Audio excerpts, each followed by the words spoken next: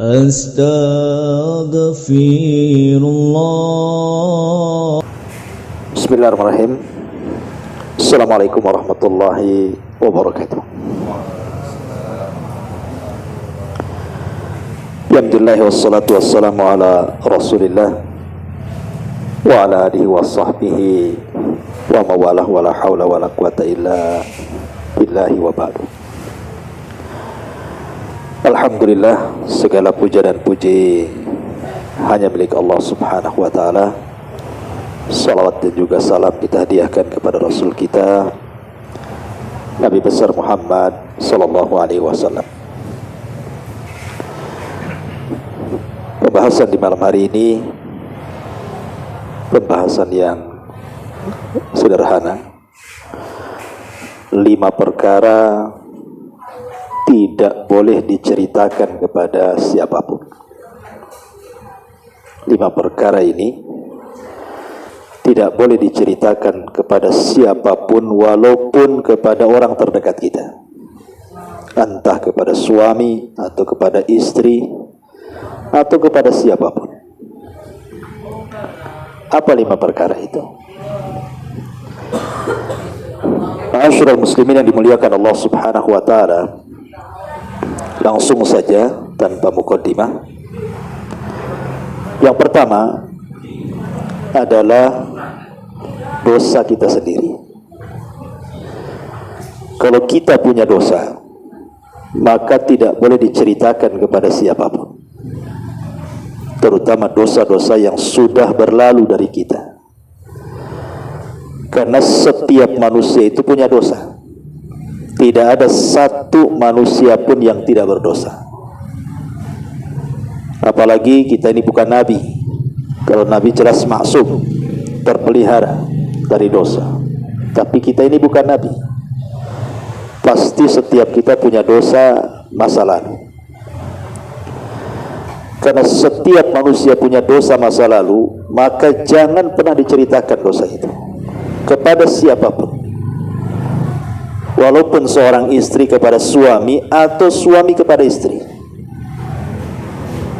Anggap saja orang itu mengenal kita itu baik-baik, walaupun dulu kita bukan orang baik. Jadi kalau kita pernah jahat, pernah ahli maksiat gitu, kemudian tobat, jangan ada yang tahu. Jadi kita kenalan itu orang menyangka kita ini orang baik-baik sejak dulu. Karena banyak diantara manusia itu justru aneh gitu ya. Mereka tidak malu dengan dosanya, malah diceritakan pula dosanya.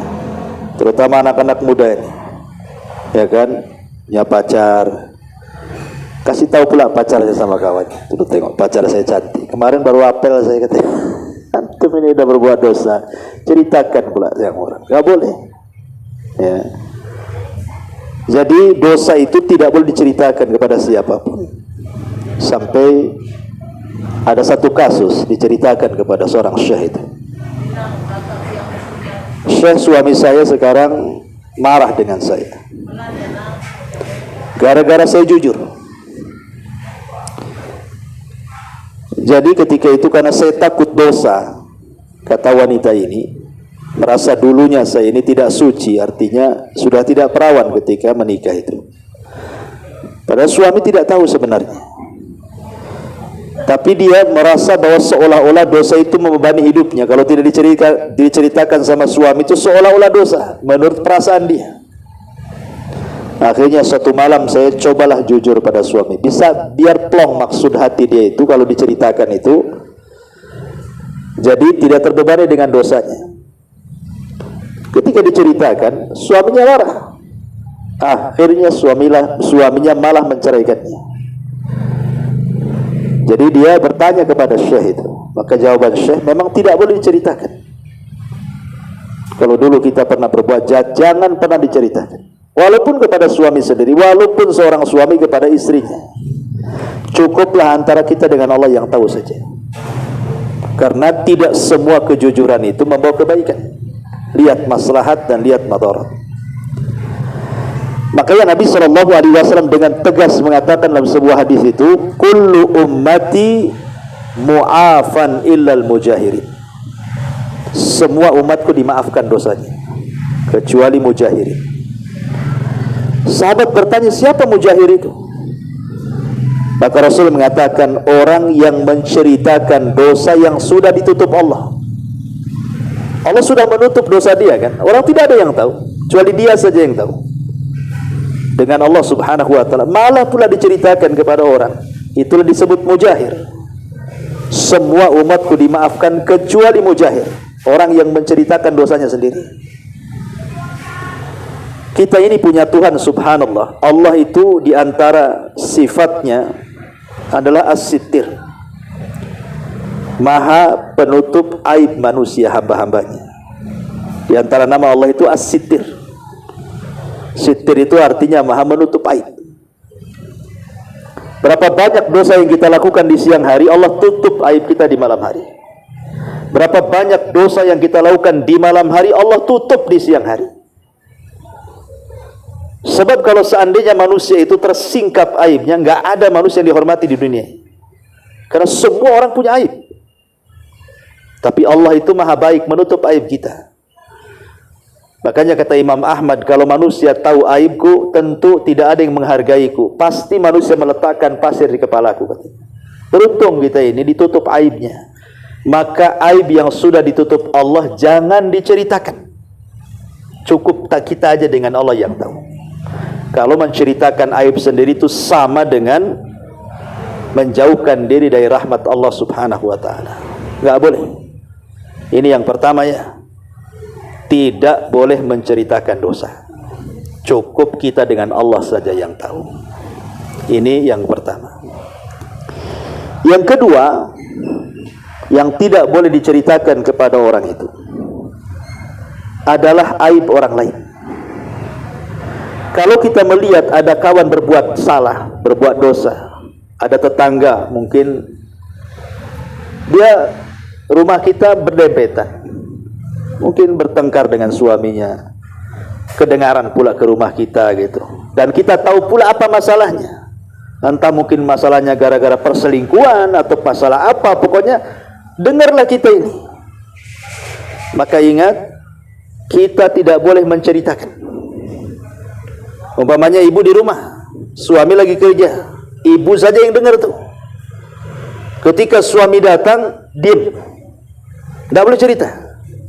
Bang, tadi pagi ada perang sebelah katanya. Perang apa? Tak tahu, dunia kelima tuh katanya. Tidak boleh menceritakan seperti itu. Cukup kita aja yang tahu. Tutupi aib tetangga kita, ya, tutupi aib saudara kita. Karena Nabi SAW mengatakan, man satara musliman satarahullahu yaumal qiyamah. Siapa yang menutup aibnya seorang mukmin, maka Allah tutup aibnya pada hari kiamat. Siapa yang membongkar aib seorang mukmin, maka Allah akan bongkar aib kita pada hari kiamat. Makanya nanti pada hari kiamat, orang-orang yang beriman akan dipanggil oleh Allah Azza wa Jalla, kemudian akan ditanya dosa-dosanya. Bukankah engkau sudah melakukan dosa ini? Kata orang yang beriman, iya ya Rabb. Bukankah sudah melakukan dosa itu? Iya. Bukankah kau sudah melakukan ini? Iya. Seorang mukmin hanya mengatakan iya, iya, iya saja, tidak membantah. Maka Allah mengatakan, sesungguhnya ketika di dunia kututupi aibmu, karena kau menutup aib orang lain, dan sekarang ku ampuni dosa-dosamu. Jadi ini perkara yang kedua, jangan menyebar aib orang. Sebab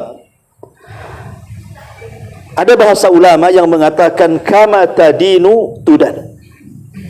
Sebagaimana kita melakukan sesuatu, maka akan Allah kirim orang-orang yang melakukan hal yang sama dengan yang kita lakukan. Kalau kita menggibah orang, nanti Allah kirim orang yang menggibah kita. Kalau kita menjelek-jelekan orang, nanti Allah kirim orang yang menjelek-jelekan kita. Termasuk kalau kita menyingkap aib orang, Allah akan kirim orang yang menyingkap aib kita, walaupun di rumah kita sendiri. Makanya Rasul mengatakan, la tattabi'u auratal muslimin. Jangan tajassus mencari aib-aib saudara kita. Lagi ribut-ribut tetangga, apa nih? Sampai dibolongi itu temboknya, dikeker, ada apa? Ngapain? Kok nengok-nengok orang? Kalau bisa ambil kapas, masukkan ke telinga. Saya nggak mau tahu itu urusan orang. Itu maksudnya. Nggak boleh. Nggak boleh menyebarkan aib orang lain. Ini rahasia. Cukuplah kita yang tahu.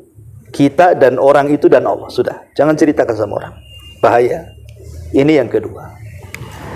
Yang ketiga, urusan ranjang.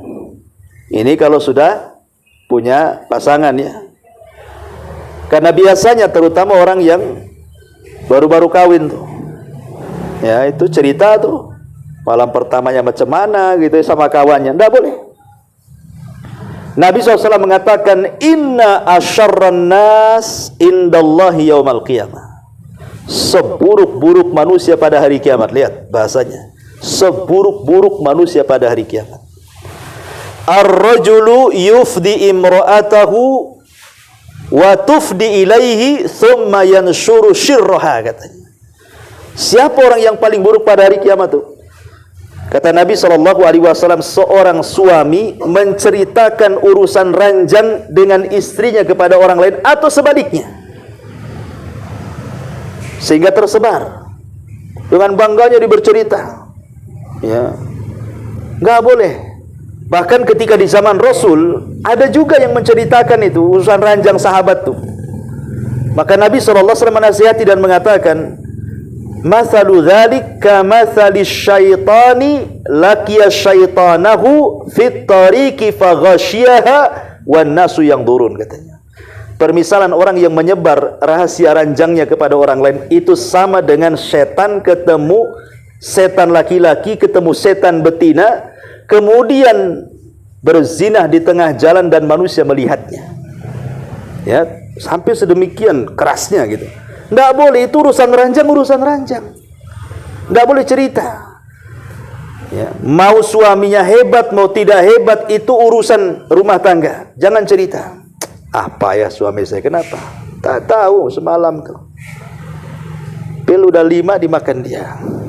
Tak juga kuat-kuat. Tidak boleh ngomong begitu ya. Jadi itu urusan ranjang, tutup. Khusus yang tahu suami istri saja. Ini perkara yang ketiga, tidak boleh diceritakan sama orang. Kemudian yang keempat, cerita rahasia. Pamannya ada kawan nih mau cerita sama kita. Sebelum cerita, nengok-nengok dulu dia. Ada orang nggak? Ada orang nggak? Nah, kalau nggak ada orang, saya mau cerita. Nah gitu ya. Ini kalau orang ini sudah nengok-nengok nih, ini isyarat bahwa dia tidak mau diketahui orang. Berarti orang itu menceritakan kepada kita karena kita dianggap amanah. Ketika kita dianggap amanah, maka tidak boleh menceritakan apa yang dia ceritakan kepada kita. Haram, tidak boleh. Dia kan sudah memberikan kepercayaan sama kita kan. Cara ceritanya aja ketakutan dia. Nengok-nengok takut ada orang. Dia sendiri takut ketahuan, kita pula ngasih tahu orang, kan kurang ajar tuh. Dia sendiri yang punya rahasia, takut tuh sampai tengok-tengok sama orang. Kita yang kurang ajar diceritakan sama orang. Itulah sering saya katakan bahwa terkadang rahasia orang itu atau amanah dengar ini paling sulit di masyarakat dipegang. Orang jujur itu paling sulit. Makanya dulu kan saya cerita tentang kisah di zaman Nabi SAW ketika ada seorang wanita namanya Atikah bintu Abdul Muthalib. Atikah bintu Abdul Muthalib itu bibinya Nabi, masuk Islam tapi menyembunyikan keislamannya karena tinggal di Mekah. Orang-orang sudah hijrah ke Madinah. Dia masuk Islam tapi karena lemah dia menyembunyikan keislamannya Atikah ini. Jadi sebelum terjadi perang Badar, Atikah ini bermimpi, mimpinya aneh gitu ya. Dalam mimpinya dia melihat ada unta naik ke atas Ka'bah. Kemudian di atas Ka'bah untanya bisa bicara lagi. Kemudian mengatakan, ya ahlal ghudur infiru ila masari'ikum fi thalathin. Orang Mekah, keluar kalian dari Mekah ke tempat kehancuran kalian sebelum 3 hari, katanya. Untanya ngomong begitu. Terbangun Atikah. Karena mimpinya ini aneh gitu. Akhirnya ketika duduk-duduk sama saudaranya Abbas, pamannya Rasul, Abbas bin Abdul Muthalib, dia mengatakan, ya Abbas, ada apa Atikah? Tak tahu nih, semalam saya bermimpi. Aneh mimpinya. Ya, kata Abbas, mimpi apa? Ah, hendaklah, takut kau ceritakan sama orang, katanya. Kata Abbas, enggak. Cerita aja, katanya. Ceritalah Atikah mimpinya. Selesai cerita, Abbas pula keluar. duduk ketemu Rabi'ah, ya, ketemu kawannya, ya, Rabi'ah itu. Kata Abbas ini, wahai Khalid ibn Rabi'ah, saudariku tadi bermimpi, katanya. Mimpi apa, katanya? Tapi kau jangan cerita, katanya. Ayalah, katanya, diceritakan. Kemudian nih pulang ketemu anaknya Walid. Walid sini.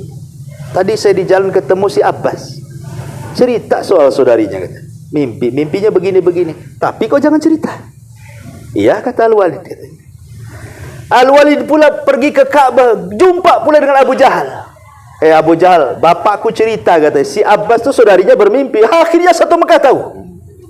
Coba bayangkan. Terkadang orang mau menceritakan ini sudahlah percaya sama kita kan. Kita kan dia, makanya kita memilih kita itu sebagai tempat curhatnya karena dia yakin kita tidak akan menyebarkan aibnya. Tahu-tahu kita pula yang menyebabkan orang satu kampung tahu. Ini bahaya. Ya, jangan menyebarkan aib orang. Kalau makanya sebelum kita mendengar curhatan orang lain, kita harus ngomong, kamu percaya nggak sama saya? Masalahnya nanti saya ceritakan sama orang tanpa kesengajaan saya. Nanti kalau tercerita dengan orang, kamu jangan marah ya. Nah, itu maksudnya ya. Kasih perjanjian dulu kan. Nah, sebaiknya nggak usah ceritalah. Takut saya sebarkan ke orang. Takut-takuti dulu gitu kan. Kalau dia mengatakan enggak lah, saya percaya. Ya oke. Nah, jadi buat perjanjian dulu. Ya, jangan asal main dengar, habis itu kita pula yang jadi corongnya ke orang-orang kan itu. Nah, ini tak boleh. Ini yang keempat, ini perkara tidak boleh disebarkan sama orang. Dan yang terakhir adalah amalan. Terkadang ada amalan-amalan ibadah itu yang memang harus ditampakkan. Sholat kan tampak gitu ya, haji tampak gitu ya, orang baca Quran nampak gitu ya kan. Ada ibadah-ibadah itu yang tampak, tapi ada ibadah-ibadah yang harus kita sembunyikan. Seperti apa contohnya? Sedekah. Kalau bisa sedekah itu jangan orang tahu. Karena Rasul yang mengatakan sampai-sampai tangan kanan ketika bersedekah tangan kiri tidak tahu.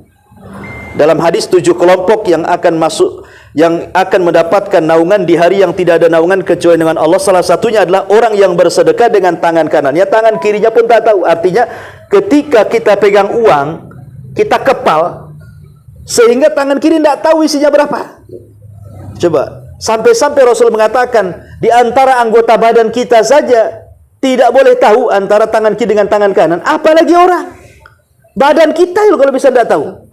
Itu bahasa Nabi itu. Ya. Jadi kalau tangan kiri saja tidak tahu, saking kita mau infak sampai dikepal-kepal gitu ya. Ya, sampai kalau bisa nggak tahu, apalagi orang. Ini di zaman sekarang tidak. Orang infak itu kalau bisa orang tahu. Kalau bisa satu kampung, kalau bisa satu dunia. Kalau bisa diumumkan di Facebook, di IG kan itu ya. Kalau bisa sambil wawancara di YouTube. Kalau bisa diundang di TV. Nah, ini kan masalah nih. Coba lihat konten-konten itu. Yang ngeprank-ngeprank itu kan. Jadi orang gila rupanya nyumbang. Maksudnya apa? Jadi orang gila di jalan. Satu sisi buat konten. Nah, nyari juga uang dari konten itu. Satu sisi bersedekah kan itu. Kontradiktif ini. Anda ini berarti satu sisi Anda membuat konten supaya dapat uang dari YouTube, sisi lain ingin dapat pahala dari sedekahnya. Cuma Anda akan dapat pahala gitu ya. Oh, niat saja bukan karena Allah, karena ingin dapat uang dari YouTube-nya kan gitu. Mana pahalanya di mana kan itu. Jadi aneh orang kalau sedekah saja lillahi ta'ala. Ya, jadi ini perkara-perkara 5 perkara ini sembunyikan. Jangan pernah tahu walaupun orang terdekat kita. Kalau bisa jangan tahu. Ibu sedekah, suami kok bisa tahu. Suami sedekah, istri tidak tahu. Kalau bisa seperti itu. Inilah di antara 5 perkara yang tidak boleh orang tahu walaupun orang terdekat kita. Wallahu a'lam bishawab. Ini nasihat saja. Baik, sebelum saya tutup, silakan kita buat tanya jawab. Fadhal.